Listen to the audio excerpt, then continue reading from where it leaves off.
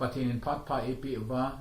nat na hi se kim nei ta covid-19 ze in wa noi le se thin ale man na dammo ve se na ka na le mau nan ei lo dim jong lew pathin in ei lung se de wa chon se na ko na ngai dam i chan theina di wa Calvary Cross a ong thin ani kho Good Friday mang theya im je un pathin thang ba inum hen First Thessalonica bunga chang som le sagi le som le ge na nang ho tang loin tawun imalam zo sia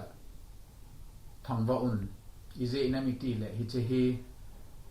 Jesu Christa zala nang ho dia pathin lung de lam hi tia ikhil na bangun taw na hin kho hi Christian hin kho pen khat hin hi che beya hi ta san ki phu dat na zo lo ting le ta san na la ma chal na thei lo hi ze in taw na hin kho mang che din ki tem chiu ve che ti kal han chun taw na ogin abe ting le phat theina jong tang ding tia la ngai ta kisa kasa ta kanau te ni thim neu le lal neu khong sajin anu parhana asa thon la hi tu ni kho April tarik som kum sang ni le som ni kho hin keima lun zalin khong sajin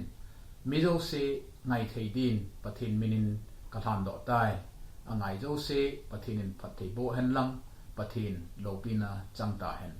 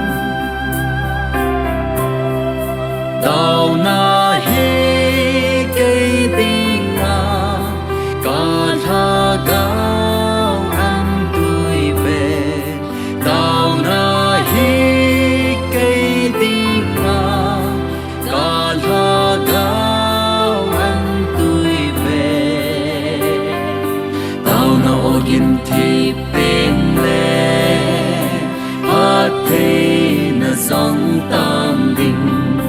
tao na ogin thi